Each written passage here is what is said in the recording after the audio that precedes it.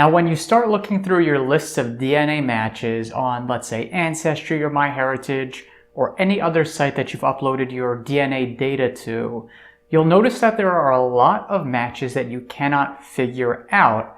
And in most cases, this will just simply be due to lack of records for the line that you're tracing. But in other cases, there will be instances where the unknown match is caused by a non-paternity event. Now, this is where the father of whoever the match is, or some ancestor, is not the person that they thought they were. And this is surprisingly common. It happens a lot with adoption cases, which kind of overlaps with the topic of this episode. I'm not going to get too much into it because with adoption, you have a whole other set of circumstances. Like there's a whole legal issue of trying to figure out, whether you can get the original birth certificate or not. I'm talking more about things like affairs and people who got pregnant and didn't really tell their kids that the person they thought that was their father was the father, or maybe they just didn't know. And in a couple of the cases I'm about to talk about, the people did not know, straight up. Between my DNA and the DNA of one of my close relatives, I have actually solved 2 non-paternity events from distant uncles of mine, and both of these took place in the 1920s and 1930s. And the matches have been sitting in my list for a really, really long time, and I could not figure out what was going on.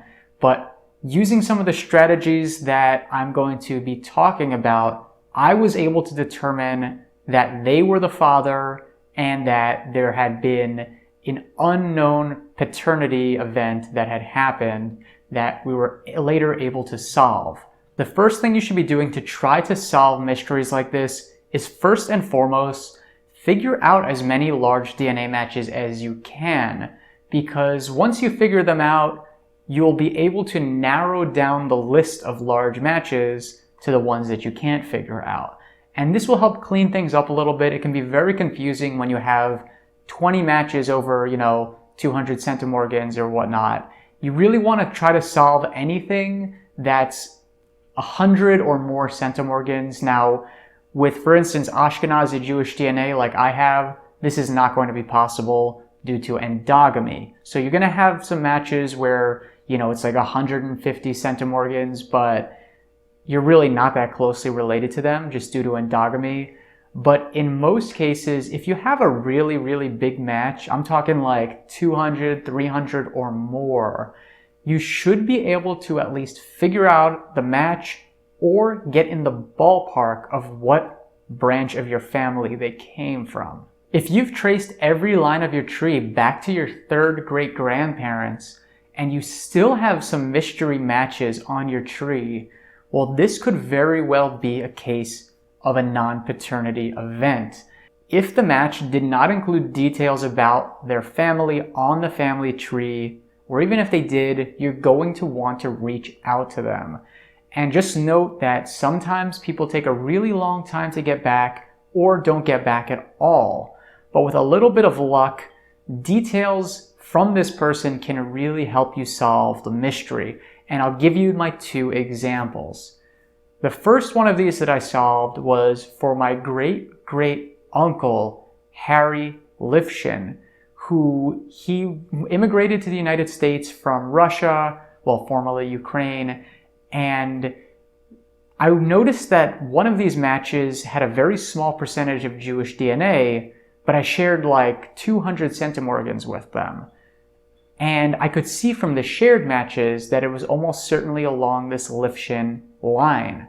Well, when I reached out to these matches, it turns out that they and their ancestors had come from a small city in Massachusetts, and it was a very specific city that I hadn't really seen pop up very much, except there was somebody in my family who had lived there at a very specific time. This distant uncle, Harry Lifshin, had lived in this specific city during the time that this ancestor gave birth to the child. Not only that, but I have cousins who remember this guy. And so when I talked with them, they told me stories about him that apparently he was known to have cheated on his wife multiple times. There were other stories that kind of backed up his character. And from using this, along with the fact that he lived a 9-minute walk away from her at the time of her pregnancy, made it very, very clear that this was the man who was the father. And so from using the DNA matches along with this, we were able to extrapolate the fact that this was the father. Another more recent case that I solved involved another distant uncle of mine, Abraham Liebsman, who was in the military and before he got married had been on a military base in Nebraska shortly before he left the army. And this match had been sitting in my tree for a really, really, really long time. It was 2 siblings, and then they weren't really sure what line that we were related along. But then one of their uncles also tested. And from using details from the uncle, who knew that his father's father was different than the man who had raised him. As it turns out, his mother had gotten pregnant at a very young age, and then she had this child and then immediately married the other guy, who was not his biological father. But because I knew that he was conceived in this town in Nebraska, which is right by this military base, and I found out that this uncle of mine had been on a military base around that time in the 1920s, we were also able to extrapolate the fact that this was the father.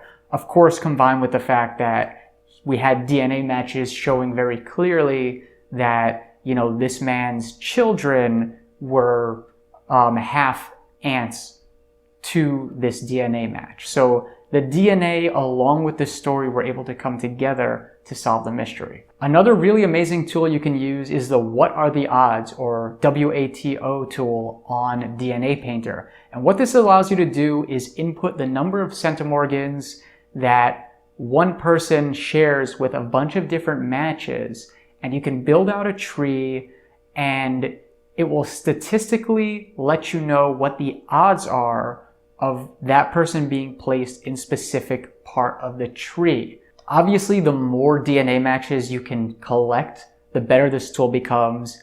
It's also not really meant to be used with endogamy. So with my family, it's not as useful. But even if you do come from an endogamous population, I would still recommend giving it a go. I have found it to be very useful a couple of times. Another thing you can do if you are a guy and the match is on your direct paternal line is take a Y-DNA test.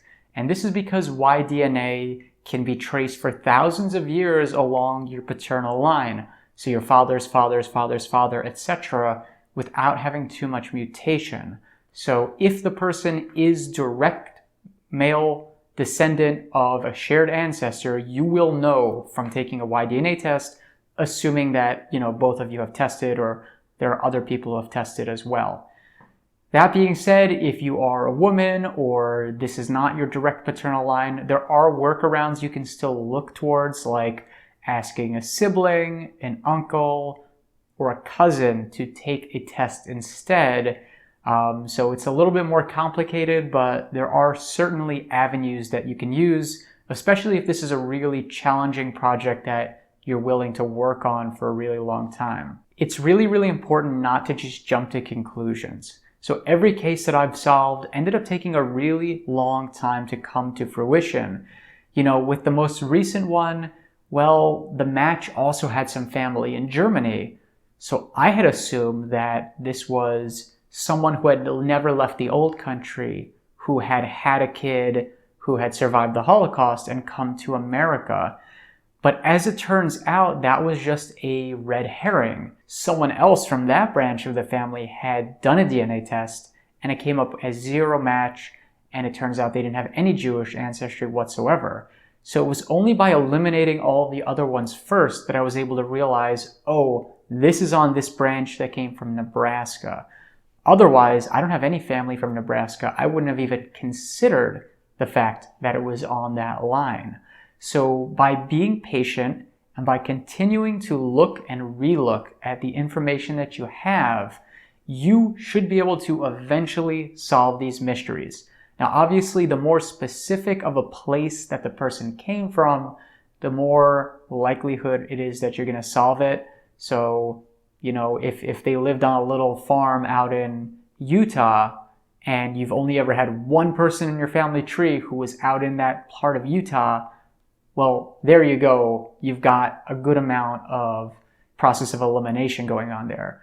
But if the person was born in New York City and all of your relatives lived in New York City, it is going to be a lot more challenging. So just keep that in mind. It's quite possible also that you're watching this video and you don't know who, let's say, your father or someone in your family is. You can use these tactics, DNA Painter and analyzing your matches, and figuring out where certain people were at certain periods of time. This can really help you to narrow things down. It's a marathon, it's not a sprint. You're really just looking to compound knowledge over time until you just have enough mountain of information to let you know that, okay, this is who the father was. So thank you so much for watching this episode. If you liked it, make sure to give a thumbs up and subscribe to the channel. Also, be sure to hit the notification bell so that you'll be notified whenever I post new episodes. I hope this has been some useful information for trying to solve non-paternity events. So thank you so much for watching, and I'll get you in the next one.